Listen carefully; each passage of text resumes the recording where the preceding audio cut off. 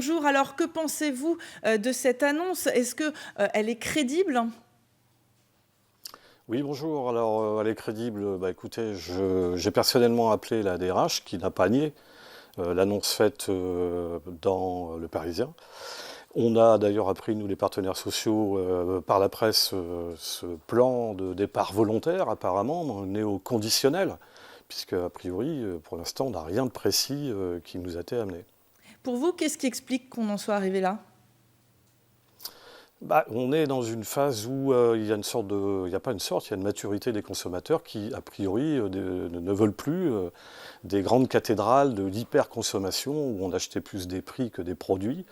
Il y a une sorte de maturité comme ça qui s'est installée. Et donc le format hypermarché, et surtout le très grand hypermarché comme Auchan en était le spécialiste, n'est plus, ou est de moins en moins, enfin, de moins en moins intéressant pour les consommateurs. On imagine que les salariés sont très inquiets aujourd'hui. Ah ben, il y a une vraie inquiétude. L'inquiétude, elle est d'ailleurs entretenue par le fait qu'on a des annonces sans certitude. Alors, on ne sait pas si c'est un plan de départ volontaire, est-ce que c'est dans le cadre d'un plan de sauvegarde de l'emploi, et dans ce cas-là, à la fin du plan de départ volontaire, s'il y en a un, ça peut se solder par des licenciements secs. On a eu le cas l'année dernière avec un plan, un PSE qui a été déclenché et qui concernait plus de 700 personnes. Donc oui, il y a des inquiétudes, évidemment. Les salariés sont inquiets. Si c'est des départs volontaires, ça vous semble moins inquiétant?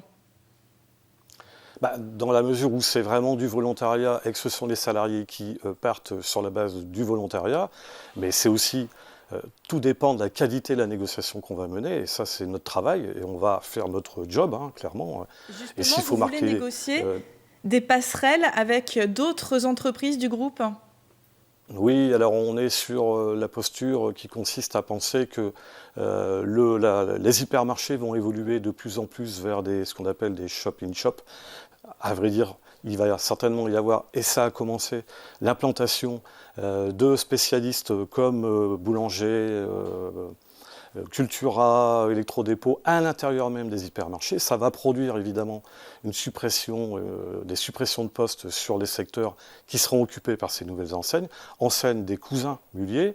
Et nous, on dit que la famille Mullier est redevable vis-à-vis des salariés, qui d'ailleurs ont fait leur fortune, qui ont constitué le groupe, puisque c'est bien sur la base des hypermarchés du Les retail que le reclasser groupe s'est dans ces constitué. enseignes, on a bien compris. Merci beaucoup en tout cas d'avoir été Voilà. avec nous.